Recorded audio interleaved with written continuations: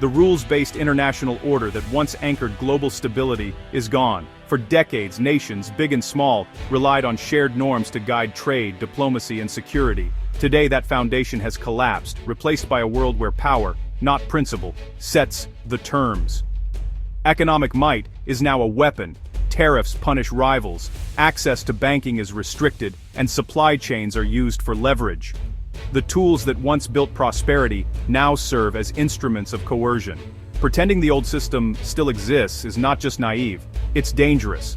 As Canadian Prime Minister Mark Carney warned, clinging to the fiction of rules blinds countries to the new reality. The world is now defined by power politics and national interest, not shared values. Middle powers, countries like Canada, Australia, South Korea, and Brazil, face a stark choice. Once protected by rules, they now risk being sidelined or picked off, one by one. Carney's message is clear: if you're not at the table, you're on the menu.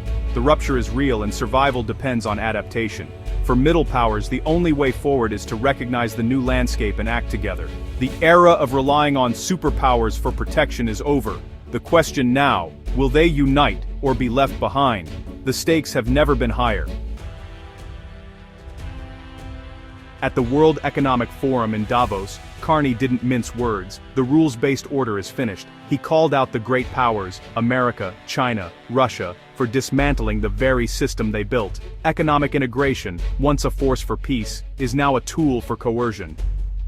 Middle powers, Carney argued, are caught in the crossfire, stripped of old protections. His warning alone, these nations will be overwhelmed and reduced to pawns.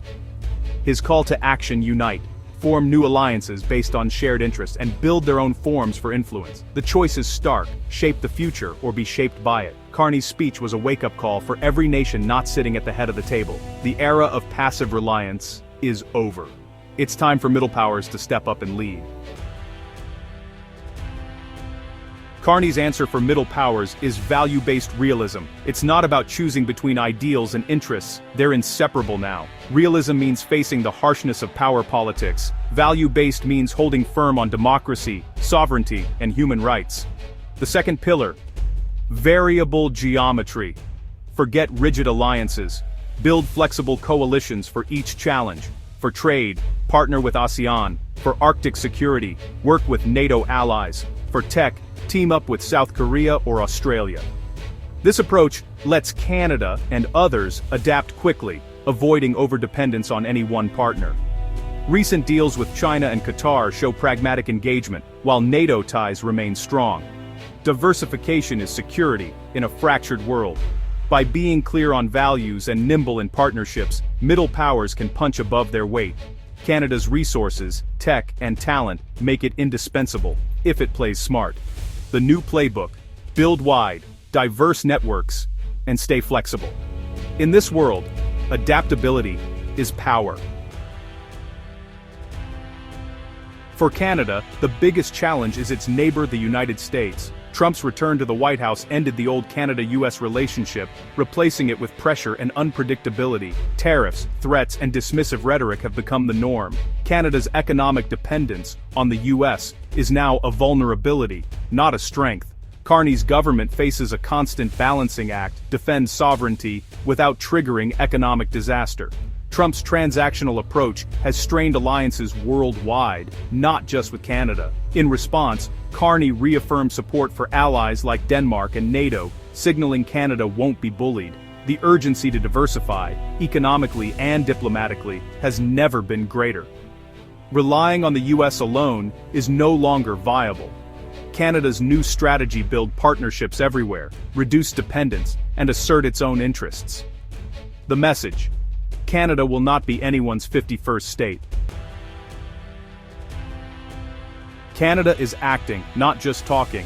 Carney's government is overhauling the economy, cutting taxes, breaking down internal trade barriers, and investing massively in energy, AI, and minerals. Defense spending is set to double, and Canada has joined Europe's SAFE Pact to reduce reliance on US military hardware. Diplomatically, Canada is relentless: 12 new trade and security deals in 6 months, spanning 4 continents. Traditional alliances are being strengthened, but new bridges are being built with countries like China and Qatar. Canada is negotiating free trade with India, ASEAN, and Mercosur, opening vast new markets. This is variable geometry in action, flexible, pragmatic, and global. The goal: resilience and independence in a turbulent world. Canada is rewiring its connections, building a network fit for the new era. The old model, dependence on one superpower, is gone. Now it's about agility, diversity, and strength through partnership. Canada is determined to shape its own destiny. The world's old certainties are gone. For middle powers, isolation means irrelevance, or worse. Carney's message: unity is survival. Value-based realism and variable geometry are the tools for building coalitions that matter. Alone, a middle power is vulnerable. Together, they can command respect and shape outcomes. Canada's support for Denmark and NATO shows this new solidarity in action. Joint military exercises and shared commitments send a clear message: middle powers will not be intimidated. The lesson from Davos is clear-eyed optimism. Danger brings opportunity. By embracing flexibility and unity, middle powers can do more than survive, they can lead. The old rules are gone, but the future is unwritten. Together, they can write it.